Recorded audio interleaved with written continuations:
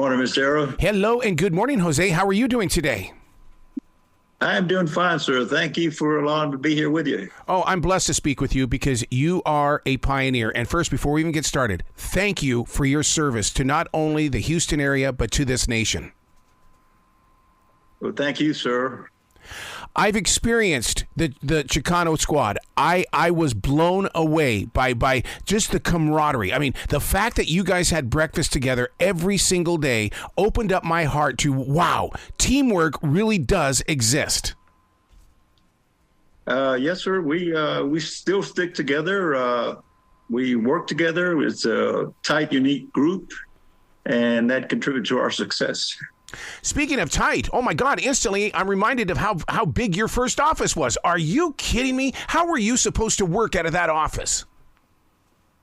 Well, that's the facilities they gave us to work because apparently they didn't think we were going to do such a good job. And there was only 5 of us that were there.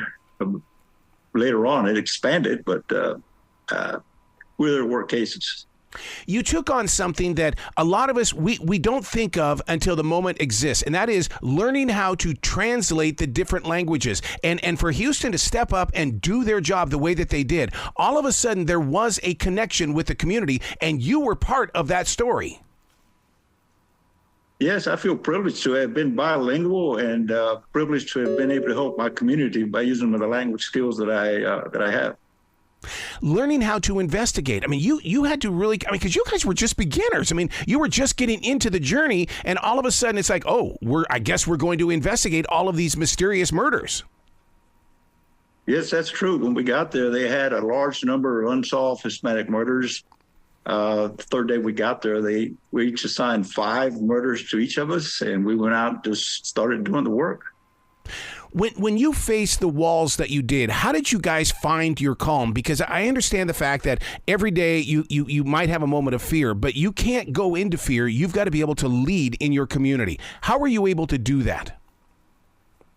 Well, police work is not easy. Mm-hmm. Sometimes you make some split-second decisions, but we had a hard-working group of men that I work with. I take my hats off to my partners that work with me, Ray Gonzalez, Mosqueda, Bobby Gatewood, UP Hernandez, Jim Montero. These guys are great. They're great partners. They all came in with the right attitude to go work and get it done. Were you part of the production of this? Because, I mean, with, the Chicano Squad on A&E, the way that it's laid out is that we get to know each and every one of you on an individual basis. And I love the pacing and the laying out of this story. Well, like I said, each one of us got a separate story because we all work separate cases, but we got the job done, and I'm grateful for that. We're able to serve our community. You know, one of the things that kind of shocked me was the opening scenes of it, and that was that it took place back in the 1970s, and it's like, oh my God, it's taken this long to surface into our storyline? Well, we have to give thanks to my son who worked hard behind the scenes to get that done, and also our community that recognized the good work we did. We just met with Mayor John Whitmire last week, presented with a proclamation after 40 years of service, and also got to meet our new Houston Police Chief, Noe Diaz, who I think will be a fine, outstanding chief for us. We get to meet your son inside this documentary, which I thought was very fascinating because that, to me, once again, it's the camaraderie, it's the family spirit. Yes, sir, that's right, sir. Like I said, I take my hat off to the original guys that I worked with. We were the original squad. We were groundbreaking, and it's great to know that the story's now being told so that our people behind us, our youth, can maybe benefit from it and say, yes, we can. Here's the reason why I'm deeply affected by this story, because there is change in our country. We openly can speak about that. And the thing is that I have an essential job where I'm speaking with other people from other countries. Learning from you guys and how you built that connection with people, it teaches me as an everyday person how to handle situations. Well, every case was different. We handled each case with the strong desire to get it done and bring closure to the families that were affected.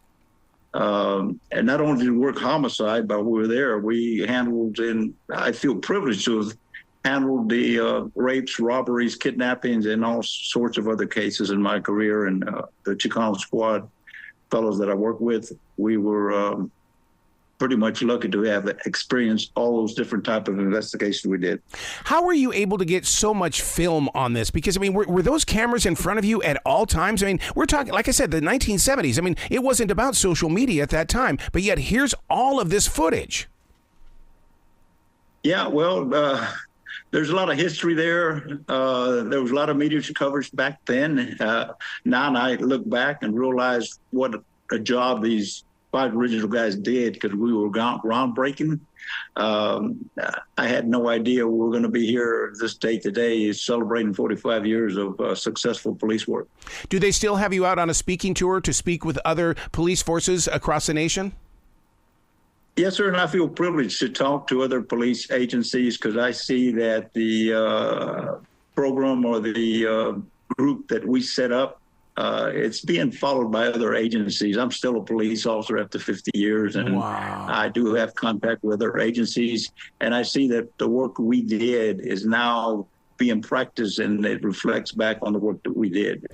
How are you able to access so much information to solve these crimes in Houston? Because, I mean, I love the expressions when you guys were getting answers to areas where people just weren't even thinking about it, but yet you guys broke through those barriers.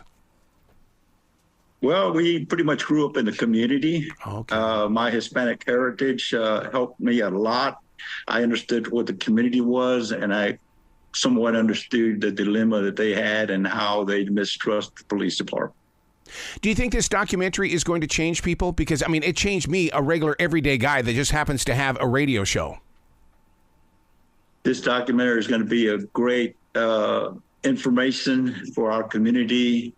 I think it's great community service for our community, and they're going to see what police officers' personal lives are affected by the police work that we do and how it affects our lives, and hopefully it'd be a positive for our community that'll understand the police department a lot better. You are so right about that, in the way that we don't ever really get to hear the real story of the police officers. And all we get is the bad news, which is on the front page of the newspaper. But yet this right here, this is a 2-night event on A&E, and it really does open up our hearts to respect, as well as maybe invite people to also walk on this journey that you have. Yes, sir. And I tell you what, I'm really grateful to A&E for presenting our story. I am grateful for Mario Diaz, who was our director, Ms. De Los Santos, the producer, Mr. Lawrence Biner, and Mr. Kevin Brown, who did a lot of work to make this possible. One of the things that the Chicano Squad faced was a corrupt police union. Now, that right there in itself would force people to go in their own directions or to shy away from even getting involved. But you guys were able to still get the job done. Yes, sir. There was a little bit of controversy, but we worked past it, and here we are today. It's a positive for our police department. It's a positive for all law enforcement, and that's where we're going. We're going forward. Wow. Where can somebody go to find out more about the Chicano Squad? You guys, that's what we want to know. We want to know about you guys. Where can we go? Well, you can watch the premiere that's going to air Labor Day at 9 o'clock A&E. And like I said, you'll be able to see more, not only the police work that we did, but you're going to see some emotions that we faced as being police officers. It's going to be good for you. You're going to understand police work a lot more once you see this. Please come back to this show anytime in the future. The door is always going to be open for you, sir. And I appreciate that so much, sir. And thank you for having me. Well, you be brilliant today, okay? Yes, sir. Thank you.